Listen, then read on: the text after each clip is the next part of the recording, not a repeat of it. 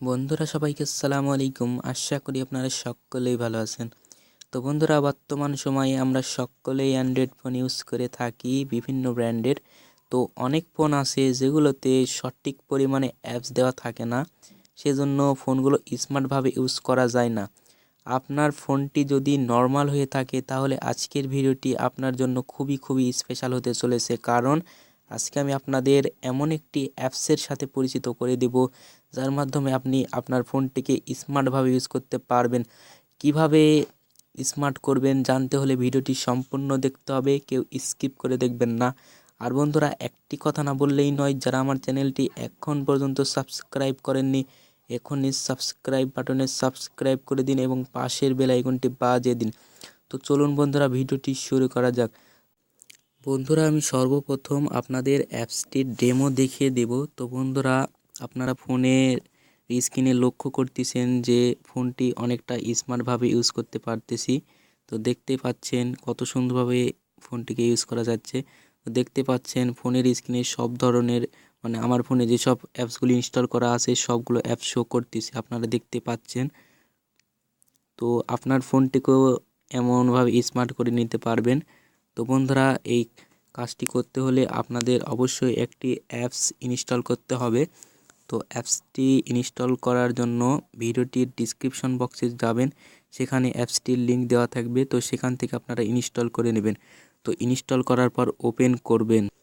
অ্যাপসটি ওপেন করলে আপনারা এরকম একটি ইন্টারফেস দেখতে পাবেন। তো এখানে দেখতে পাচ্ছেন অন অফ। তো আপনারা দেখতে পাচ্ছেন অন অফ। তো এটা আপনারা এনেবল করে দিবেন। তো আমি এনেবল করে দিলাম। তো তার একটু নিচে চলে আসবেন, তো এখানে দেখতে পাচ্ছেন লিস্ট। তো লিস্টে আপনারা করে দিবেন ক্লিক।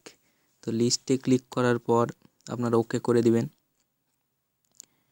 তো করার পর এখানে প্লাস বাটন, তো প্লাস বাটনে ক্লিক করার পর অ্যাপ্লিকেশনে করে দিবেন ক্লিক। তো অ্যাপ্লিকেশনে ক্লিক করার পর একটু লোডিং হবে। তো এরপর আপনাদের এখান থেকে কিছু অ্যাপ সিলেক্ট করে দিতে হবে। তো আপনাদের ইচ্ছে মতো যেসব অ্যাপস আপনার ফোনের স্ক্রিনে রাখতে চান তো সেসব আপনারা সিলেক্ট করে দিবেন। তো আমি কিছু অ্যাপস এখানে সিলেক্ট করে দিয়ে ওকে করে দিলাম। ওকেতে ক্লিক করার পর আপনারা প্লাস বাটনের পাশে একটি অপশান দেখতে পাচ্ছেন, তো সেখানে আপনারা ক্লিক করবেন, তাহলেই এসব অ্যাপসগুলি সেভ হয়ে যাবে। তো এখন আপনি ব্যাকে চলে আসবেন। ব্যাকে আসার পর স্টার্টিং এরিয়া, তো আপনারা এটা সিলেক্ট করে দিতে পারবেন। তো দেখতে পাচ্ছেন এরিয়াটা অনেক বড় হয়ে গেল। তো দেখতে পাচ্ছেন আপনি ছোটো করে নিতে পারেন। দেখতে পাচ্ছেন এরিয়াটা ছোটো হয়ে গেল। তো আপনার এখান থেকে এরিয়াটা বড় ছোটো করে নিতে পারেন। তো সেভ করে দিবেন ওকে করে দিয়ে। তো তারপর আপনারা এখানে আরও অনেক কিছু অপশান আছে, সেসব অপশানগুলি আপনারা দেখে নেবেন। তো এখন আপনাদের কাজ শেষ।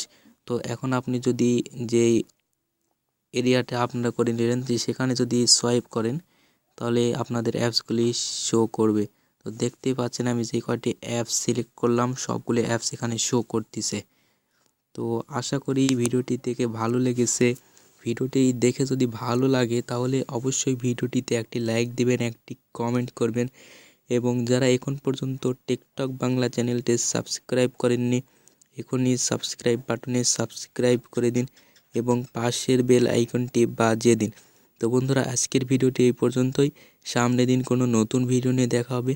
সেই পর্যন্ত টিকটক বাংলা চ্যানেলের সাথেই থাকবেন।